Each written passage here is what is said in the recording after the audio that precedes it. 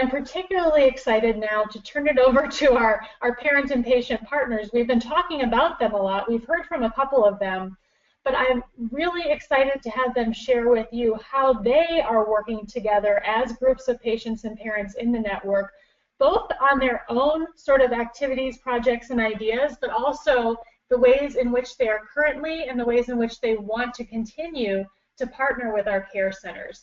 So we're going to start with a presentation from our Patient Advisory Council. And Alex, let's just make sure we can hear you. Hey, can you guys hear me? We sure can, thanks. Awesome. Thanks, Sarah. So the next slide. So today we're going to talk a little bit about the PAC and how we've sort of grown our patient advisory group throughout the years, and how you guys can use this as an asset for your center. So next slide.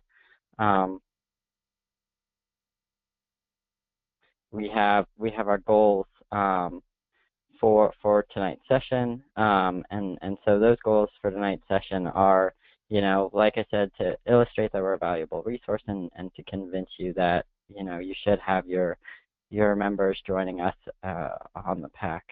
And so next slide, we go into a little bit about what Improved Care Now Patient Advisory Council is. And so this group is a group of young patients, 14 years and up, who are, you know, passionate and motivated patients with IBD. And together we're a voice for all the patients within Improved Care Now.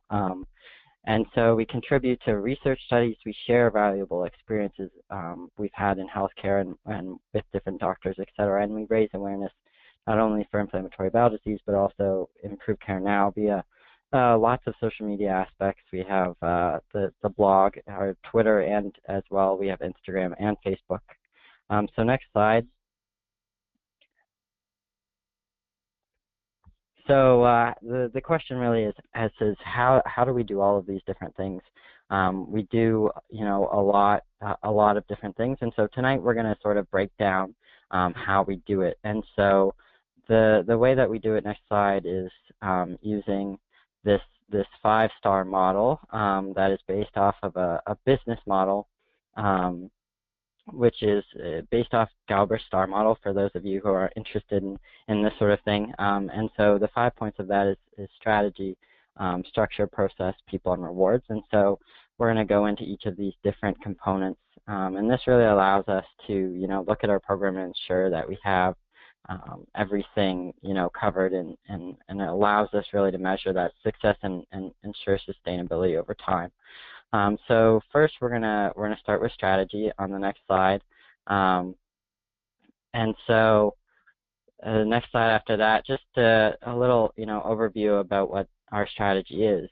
This is alignment with Improved Care Now and having a common vision, and so those, you know, common points of vision for us are to, you know, be the voice for 29,000 patients within the Improved Care Now network across our 96 centers and hospitals, and to build, you know, tools and resources for those centers and patients. We're going to go into some of those tools in a bit, and then, you know, share experiences and raise awareness for IBD and ICN.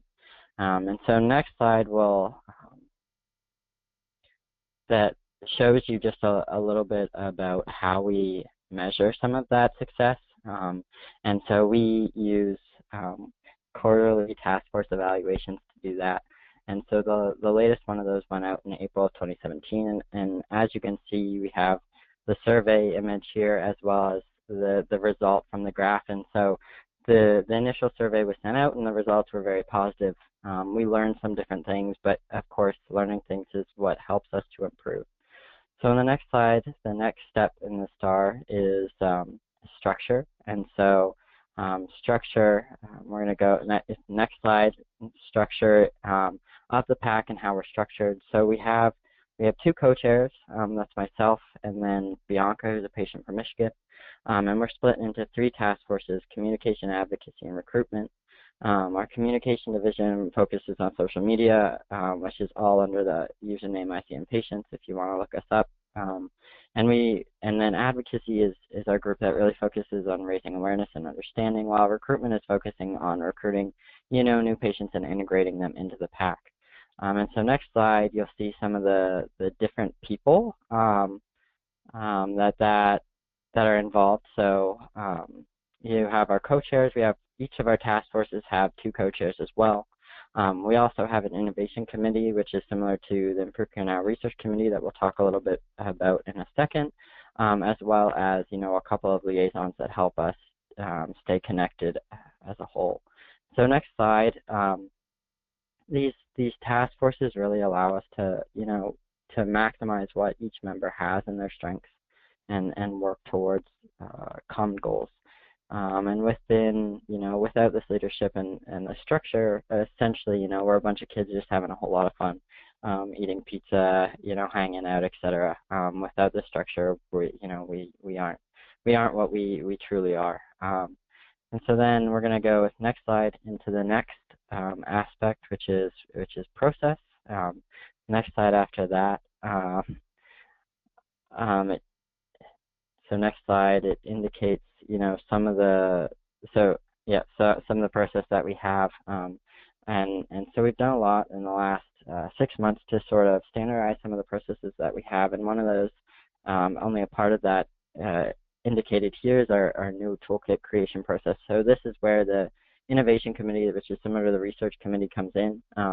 So sort of streamlining our ideas into tool creation.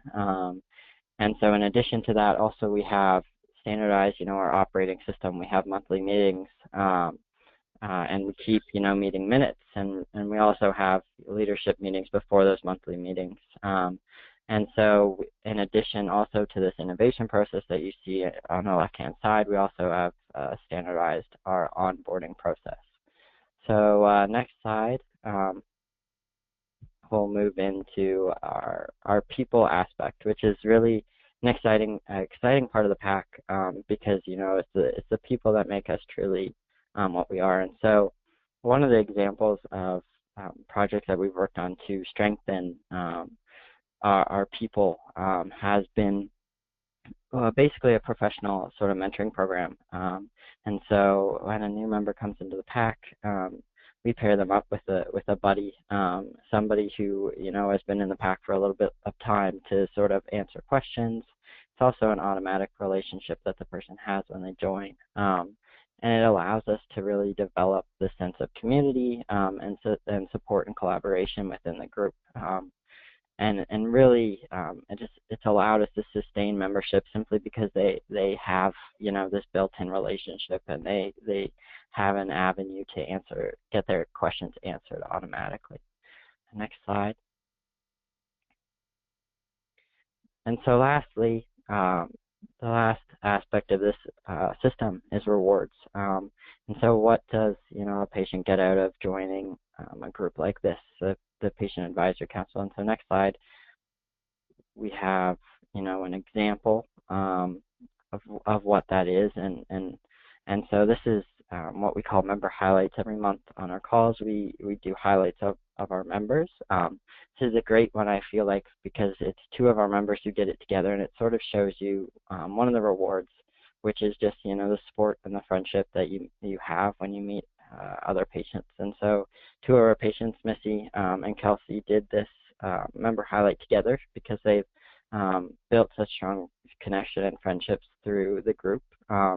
And as you can see, they've illustrated what PAC really means to them, which is an incredible experience, essentially. So next slide. So we told you you got a really quick aspect of what we did, or of how we do it.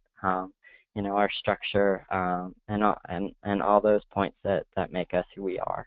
And so the next thing that we'll go into is a little bit about what we do. And so the way that, so next slide, we have several tools that we've created.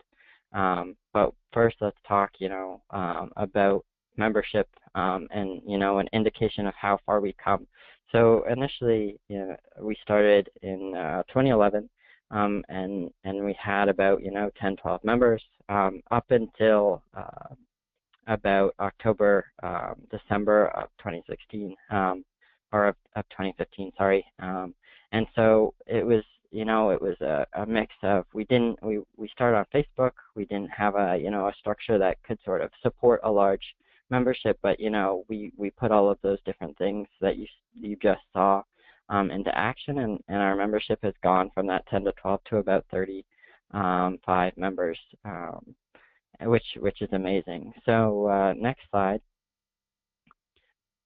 So I was mentioning some of the tools that we've created, and this is one of the greatest things about PAC is that we're the voice for all the patients within the network, and the way that we do that is by creating tools. And so one of the ways that we've done that is through a tool that we call the Medication Toolkit. And so basically the idea behind this is that when a patient goes into clinic, they get a lot of medical information about a new drug that they start, but they might not get the perspective from the patient about does this medication hurt, what can I still do the sports on this medication, etc.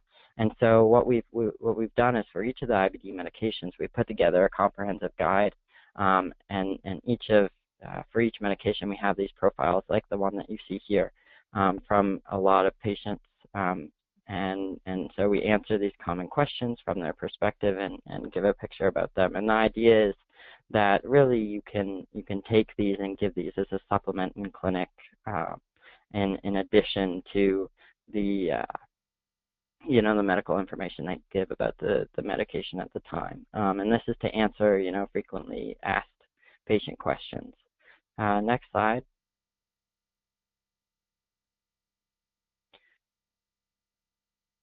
And so another tool on the next slide that we're talking about is the IBD Storybook, and this is a booklet of frequently asked IBD questions that are answered by our PAC members.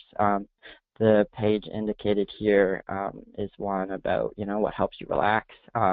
Music seems to be a big one, but of course in this age Netflix is the go-to for pretty much everybody when they're sick.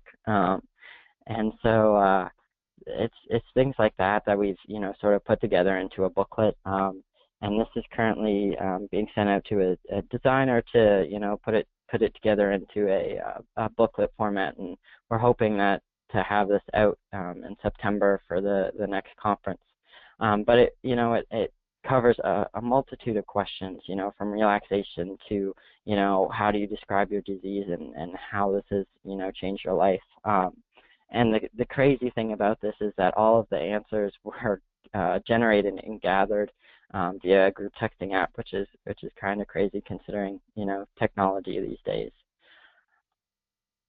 And so on the next slide, this is where it comes down to what we need from you, and this is the part where you've learned a little bit more about us. And this is really something that's beneficial for a lot of patients, and it has been just from a rewarding aspect, and as you can see simply from our membership metrics. But on the next slide, you'll be able to see that there's only 14% of the 96 centers within Improved Care Now that have patients at their centers. This is ridiculous, and in my opinion, crazy, considering we're Improved Care Now, who strives in being, patient-centered and patient partnered.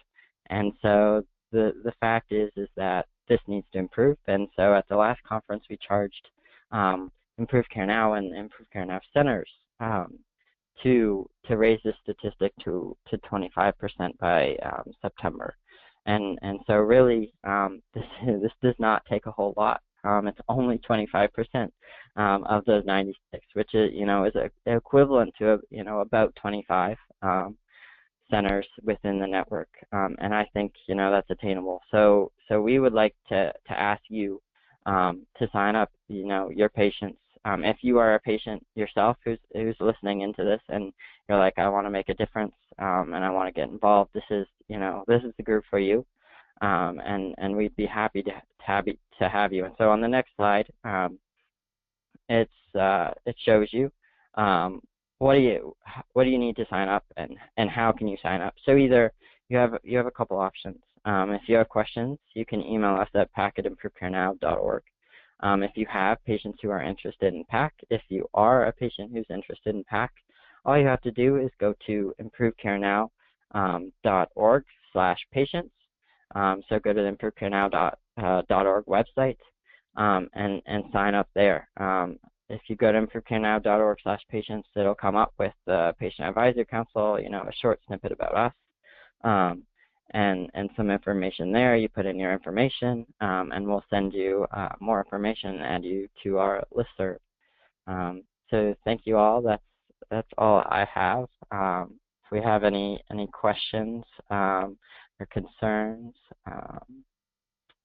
now would be the time to ask.